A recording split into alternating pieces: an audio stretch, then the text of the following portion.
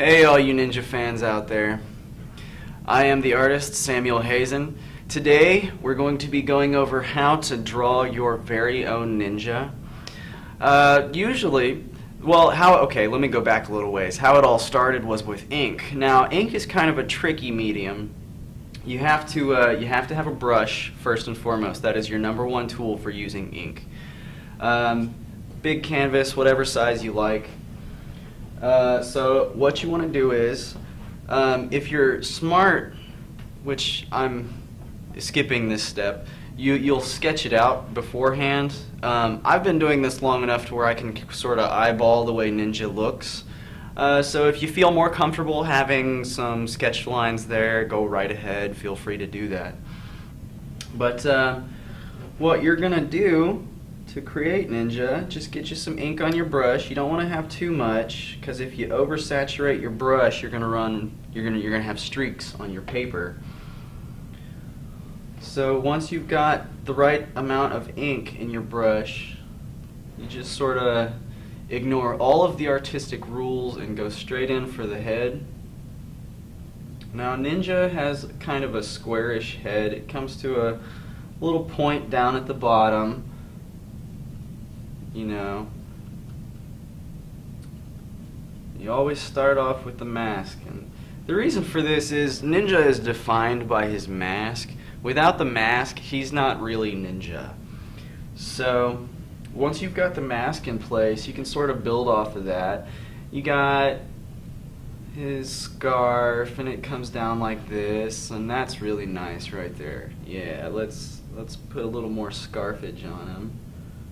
And we'll bring it out on the side, and oop.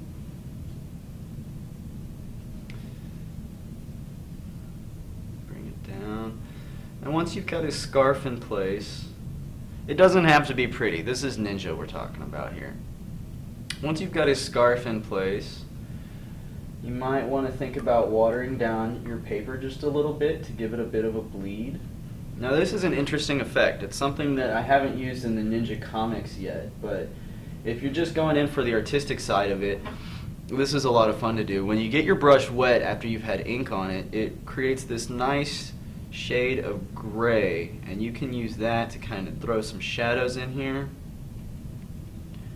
So that way you've got kind of a three-dimensional look on some things. Give it some nice shadows. Make it look like you mean it. And once you've got your shadows and you're happy with them, you go back for the ink. Now be sure between the shadows, which is when your brush is really saturated with water, between the shadows and the actual ink, you always want to be sure to dry your brush off. So you keep a nice little cloth right here on the side, so you can just sort of brush get some of that water out of your brush. So then you're going to go straight back in for some ink, and again you want to kind of brush that ink out and just make sure that you don't have too much in the brush. Now that our paper is actually wet, you have this issue that happens. If you get ink into that wet area, it will bleed out, and you start developing these driplets right here, which can very easily turn into runs on your paper. So you got to kind of be careful about it. So you want to work around the wet areas until you're absolutely certain that they're dry. Otherwise you end up with drippage. So let's go over here and we will work on his arms for a minute. So then you've got his shoulders. Ninja's shoulders are kind of sloped downward. He's not a stand up and fight kind of guy. He's a ninja, you know. He's a sneaky character. So his shoulders are a little rounded, a little sloped. So then the shoulders come out, and you've got arms, and these can kind of be however you like them. I tend to give him kind of a lean demeanor. If you like your ninja a little more muscular, go right ahead. There's no rule against that. So you bring your arm down, and you got to kind of know what pose you want to put him in before you start drawing, because if you put him in a pose that you're not happy with and you're using ink, too late now. Okay, so let's get his arms here.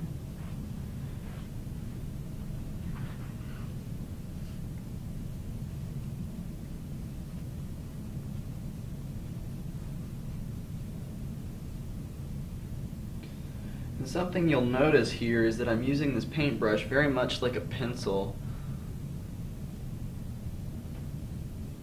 It's when you hold the paintbrush closer to the bristles, it actually makes it easier to have fine control over certain areas. Now, some people prefer to hold their brushes a little further back. Just whatever's comfortable for you.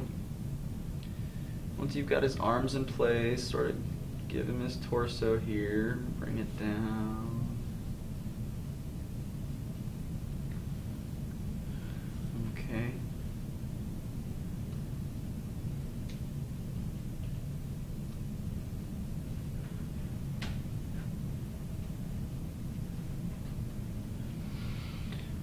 Alright, so then we're going to wash our brush out again and do a little bit more shading.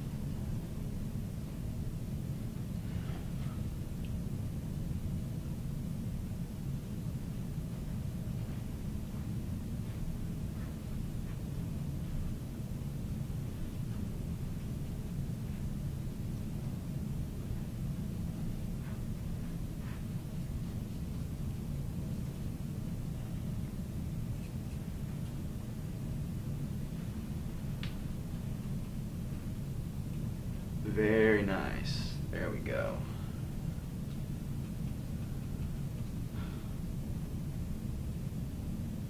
All right. All right.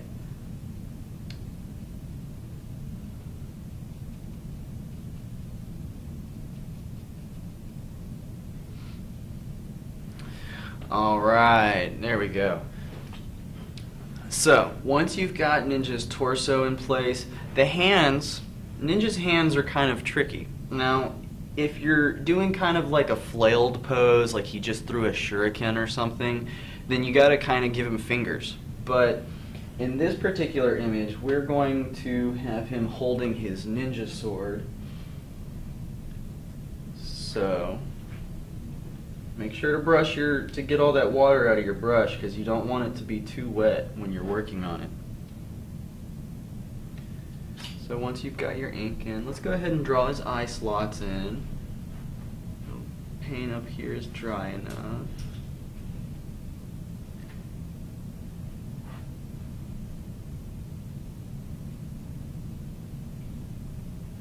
Now, I've had a lot of people ask me, why does Ninja have 6 eyes?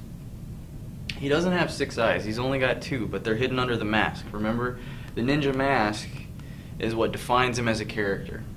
So, now he's got his mask in place. It's all shadowy and super cool. And this is the hilt for his sword.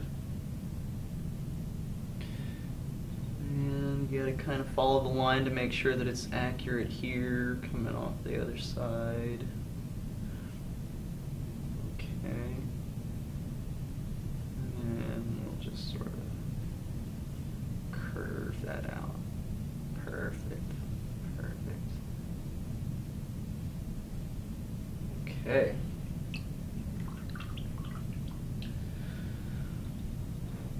Alrighty.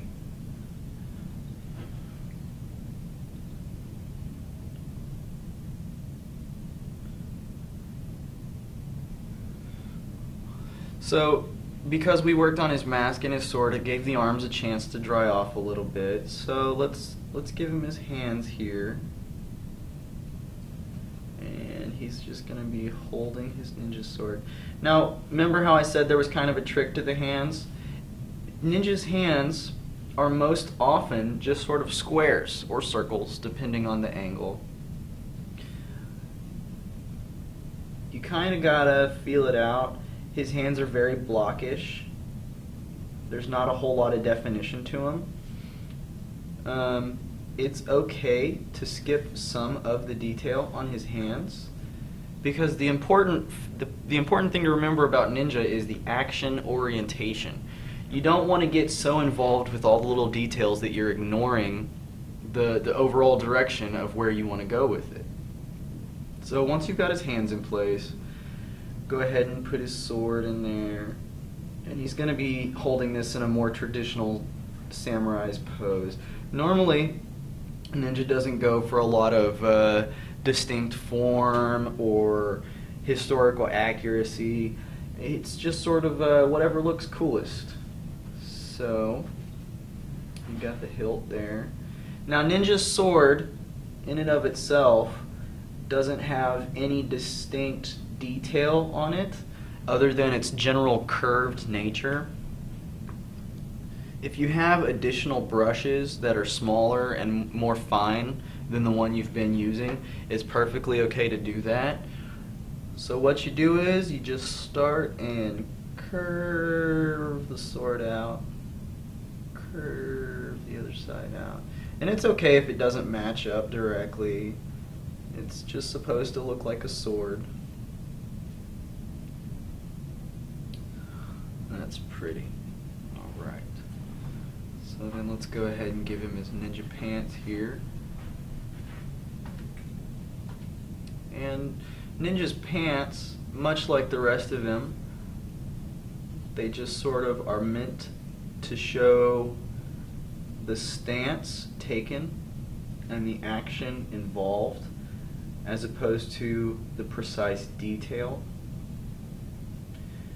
Now, if you're doing a close-up or something, it's okay to put in some detail to kind of give the audience, you know, a little more direction as far as this is a cloth, this is a specific type of cloth, this is, you know, a silk or a fabric or something like that.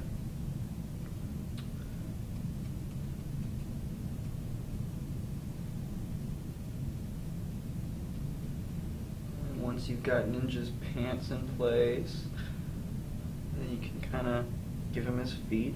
Now usually for ninja's feet I just do some little triangles or something just to kind of give the general feel of where his feet are placed.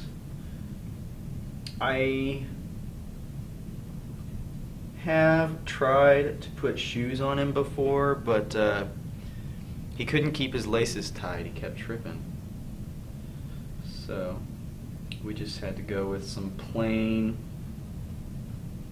shoes with nothing on them. And see, with something like this, you can kind of skip a lot of stuff. Like with regular shoes, you've got shoelaces, you've got, you know, the rubber soling around the bottom, you've got whatever designs are on the shoe themselves. But because he is a ninja, he wears little ninja slippers, and they don't have any details on them.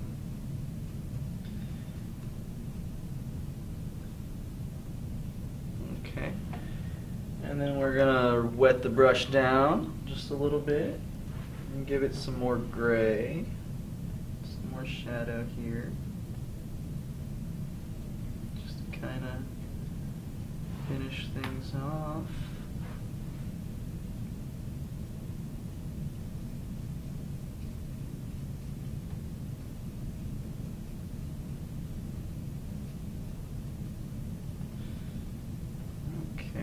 And the thing you want to remember about shadow is you don't want to have it coming from different sides. You don't want to have shadow like all the way around every side, because then you're kind of implicating that ninja's being hit by light from every direction, which isn't true most of the time. The only way you're going to get hit with light from every direction is, you know, if you're right next to the sun or something. Ooh, that's too dark. Water. And if you make mistakes like that, it's okay. Just add a little water to it, pull it down till it has a chance to stretch out a little bit. The important thing to remember when you're using something as permanent as ink is don't freak out. Just like they say in The Hitchhiker's Guide to the Galaxy, for those of you who haven't read that book, highly advised. On the back of the Hitchhiker's Guide to the Galaxy, it says in big, bright, happy letters, "Don't panic." They should have that just on top of every piece of paper ever. Don't panic.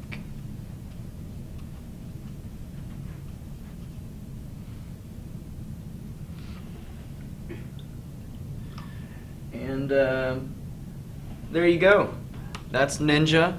After you get Ninja drawn, you know, you usually want to kind of work on a background, a setting, some enemies, maybe an evil sorcerer or some guards or something for him to chop up because he's a ninja. That's what they do. You know, but there it is. There's Ninja. Come back next time and I'll go over a little more detail on how to get some of that background worked in, so that way you can have a whole setting as opposed to just a single character on a giant white piece of paper. And remember, don't panic. See you next time.